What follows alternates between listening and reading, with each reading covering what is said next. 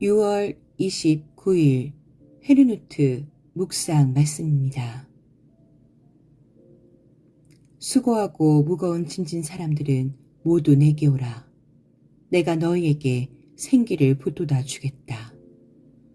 마태복음 11장 28절. 함께 먹고 있던 사람 가운데 하나가 이 말씀을 듣고서 예수께 말하였다. 하나님의 나라에서 음식을 먹는 사람은 복이 있습니다. 예수께서 그에게 말씀하셨다. 어떤 사람이 큰 잔치를 베풀고 많은 사람을 초대하였다. 잔치 시간이 되어 그는 자기 종을 보내서 준비가 다 되었으니 오십시오 하고 초대받은 사람들에게 말하게 하였다. 그런데 그들은 모두 하나같이 핑계를 대기 시작하였다. 한 사람은 그에게 말하기를 내가 밭을 샀는데 가서 보아야 하겠소. 부디 양해해 주기 바라오 하였다. 다른 사람은 내가 겨릿소 5쌍을 샀는데 그것들을 시험하러 가는 길이요. 부디 양해해 주기 바라오 하고 말하였다. 또 다른 사람은 내가 장가를 들어서 아내를 맞이하였소. 그러니 가지 못하겠소 하고 말하였다. 그 종이 돌아와서 이것을 그대로 자기 주인에게 일렀다. 그러자 집주인이 노하여 종더러 말하기를 어서 시내의 거리와 골목으로 나가서 가난한 사람들과 지체에 장애가 있는 사람들과 눈먼 사람들과 다리 저는 사람들을 이리로 데려오너라 하였다. 그렇게 한 뒤에 종이 말하였다. 주인님, 분부대로 하였습니다만 아직도 자리가 남아 있습니다. 주인이 종에게 말하였다. 큰 길과 산울타리로 나가서 사람들을 억지로라도 데려다가 내 집을 채워라. 내가 너희에게 말한다. 초대를 받은 사람들 가운데서는 아무도 나의 잔치를 맛보지 못할 것이다. 누가복음 14장 15절에서 24절. 그러므로 여러분은 지난날의 육신으로는 이방 사람이었다는 사실을 명심하십시오. 손으로 육체에 행한 할례를 받은 사람이라고 뽐내는 이른바 할례자들에게 여러분은 무할례자들이라고 불리며 따돌림을 당했습니다. 그때 여러분은 그리스도와 상관이 없었고 이스라엘 공동체에서 제외되어서 약속의 언약과 무관한 외인으로서 세상에서 아무 소망이 없이 하나님도 없이 살았습니다. 여러분이 전에는 하나님에게서 멀리 떨어져 있었는데 이제는 그리스도 예수 안에서 그분의 피로 하나님께 가까워졌습니다. 그리스도는 우리의 평화이십니다. 그리스도께서는 유대 사람과 이방 사람이 양쪽으로 갈라져 있는 것을 하나로 만드신 분이십니다. 그분은 유대 사람과 이방 사람 사이를 가르는 담을 자기 몸으로 허무셔서 원수된 것을 없애시고 여러 가지 조문으로 된 계명의 율법을 폐하셨습니다. 그분은 이 둘을 자기 안에서 하나의 새 사람으로 만들어서 평화를 이루시고 원수된 것을 십자가로 소멸하시고 이 둘을 한 몸으로 만드셔서 하나님과 화해시키셨습니다. 그분은 오셔서 멀리 떨어져 있는 여러분에게 평화를 전하셨으며 가까이 있는 사람들에게도 평화를 전하셨습니다.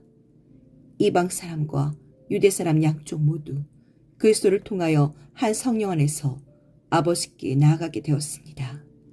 그러므로 이제부터 여러분은 외국 사람이나 나그네가 아니요 성도들과 함께 시민이며 하나님의 가족입니다. 여러분은 사도들과 예언자들이 놓은 기초 위에 세워진 건물이며 그리스도 예수가 그 모퉁이 돌이 되십니다. 그리스도 안에서 건물 전체가 서로 연결되어서 주님 안에서 자라서 성전이 됩니다. 그리스도 안에서 여러분도 함께 세워져서 하나님이 성령으로 거하실 처소가 됩니다. 에베소서 2장 11절에서 22절. 너희 모든 목마른 사람들아 어서 물로 나아오너라. 돈이 없는 사람도 오너라. 너희는 와서 사서 먹되 돈도 내지 말고 값도 지불하지 말고 포도주와 젖을 사거라. 어찌하여 너희는 양식을 얻지도 못하면서 돈을 지불하며 배부르게 하여 주지도 못하는데 그것 때문에 수고하느냐? 들어라. 내가 하는 말을 들어라. 그리하면 너희가 좋은 것을 먹으며 기름진 것으로 너희 마음이 즐거울 것이다. 너희는 귀를 기울이고 나에게 와서 들어라. 그러면 너희 영혼이 살 것이다. 내가 너희와 영원한 언약을 맺겠으니 이것은 곧 다윗에게 베푼 나의 확실한 은혜다. 내가 그를 많은 민족 앞에 증인으로 세웠고 많은 민족들의 인도자와 명령자로 삼았다. 내가 알지 못하는 나라를 내가 부를 것이며 너를 알지 못하는 나라가 너에게 달려올 것이니 이는 주 너의 하나님 이스라엘의 거룩하신 하나님께서 너를 영화롭게 하시기 때문이다. 이사야 55장 1절에서 5절. 너희가 성경을 연구하는 것은 영원한 생명이 그 안에 있다고 생각하기 때문이다. 성경은 나에 대하여 증언하고 있다. 그런데 너희는 생명을 얻으러 나에게 오려고 하지 않는다.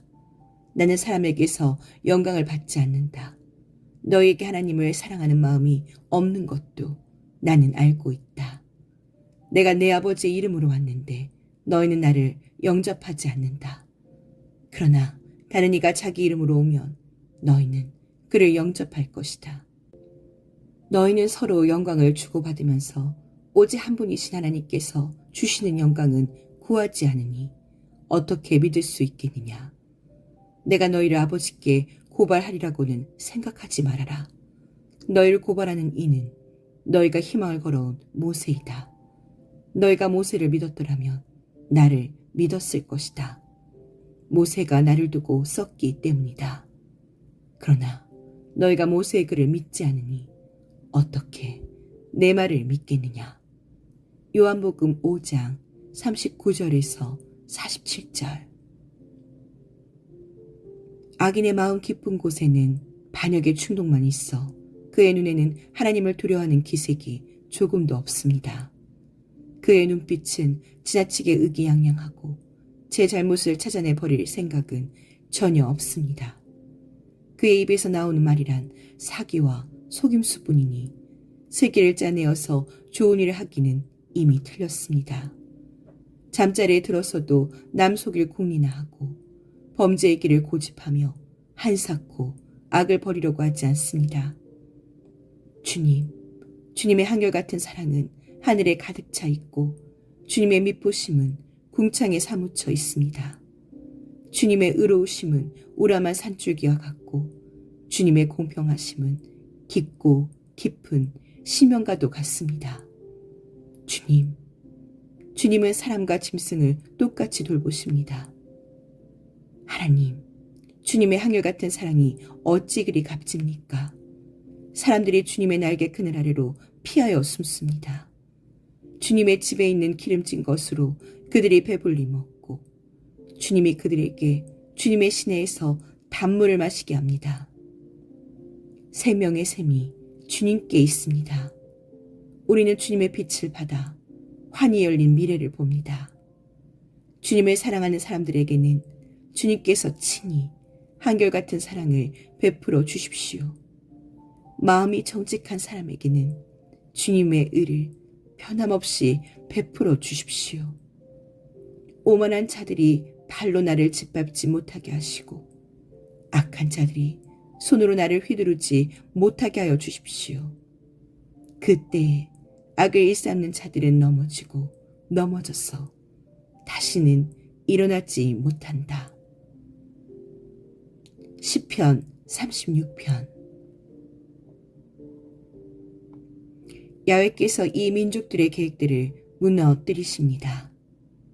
시편 33편 10절. 가말리엘이 말합니다. 여러분은 이 사람들에게서 손을 떼고 그들을 보내시오. 여기서 계획되고 실행된 것이 이 사람들에게서 비롯된 것이라면 그것을 수포로 돌아갈 것이오. 그러나 하나님에게서 나온 것이라면 여러분은 그들을 막을 수 없을 것이오.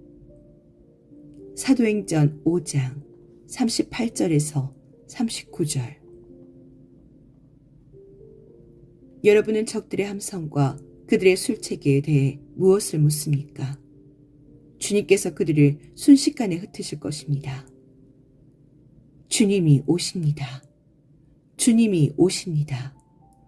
왕으로 오십니다.